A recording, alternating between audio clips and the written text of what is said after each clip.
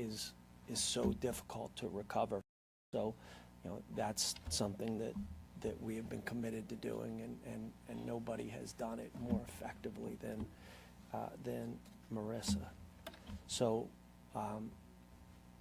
these are incredibly sad stories, and although they both led to addiction, they took different paths to getting there, and it is too common a story that we are hearing throughout our county.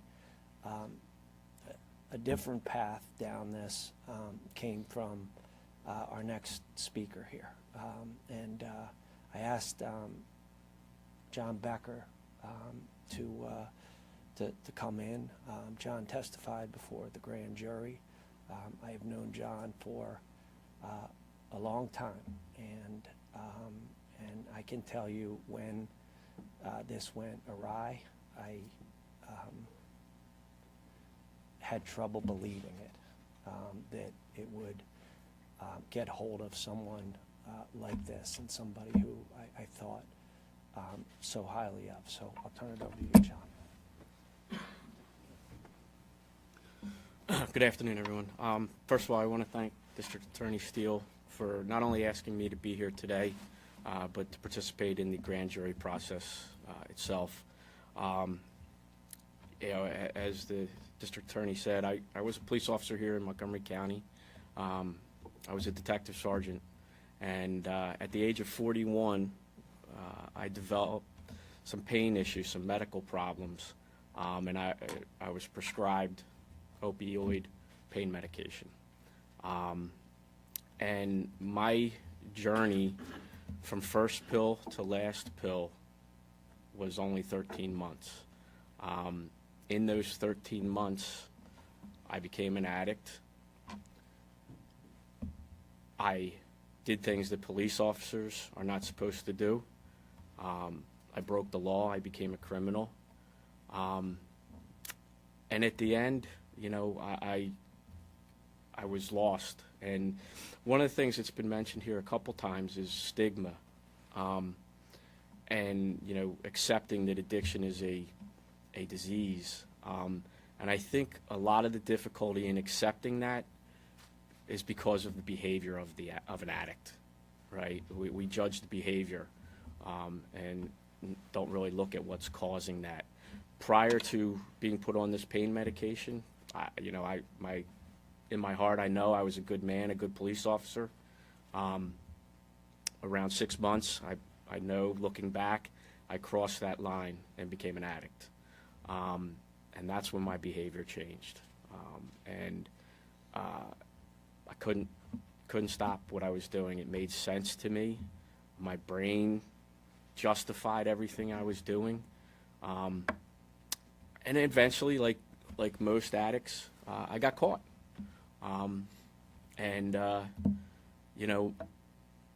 The results of my addiction were manyfold.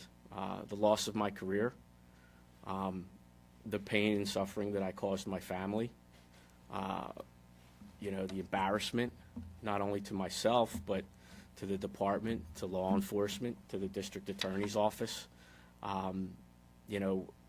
First responders, police officers are not supposed to behave like that or have those types of problems. But what I can tell you is they do, and I'm speaking not just from my personal experience. After getting caught, I went into treatment, and the positive thing for me too was around the same time I got caught, they finally figured out what was wrong with me, and were able to put me on the right medication protocol to take care of the problem and get all. I don't need narcotic pain medication anymore, but I was an addict, so I had to take care of that. I went to treatment. I spent 34 days in residential treatment, followed by an intensive outpatient program for 3 months. And I was involved in a program that was specific for first responders. I think I thrived in that recovery process. And so much so, and I was motivated to go back to school, finish my bachelor's and get my master's and, get into the field of treatment. The consequences, too, for my behavior were not only personal and emotional, there were legal consequences. I now have a criminal record. I spent some time in jail. But, through, and I know it's not because of anything I did before, but because of what I did after I got myself clean, I'm out here today instead of still in jail, to help other people. And, my journey took me through school and all that to the point now where I'm the director of a program for first responders. We're located in New Jersey, and I see the effects of this addiction on the clients that I treat on a daily basis. So the stigma has to, we've all talked about it, it has to change, because the stigma for an average citizen is pretty severe. For a first responder or especially a law enforcement officer, it's even greater. And we need to be there when somebody does ask for help, because it's one of the hardest things in the world to do. But I didn't ask for help. I didn't get help until I got caught. So I'm an example of how difficult it is. So I think I covered everything. Thank you.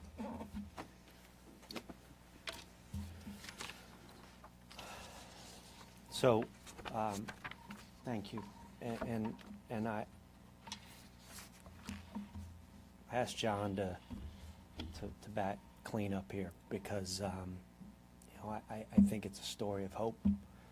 And I think it's something that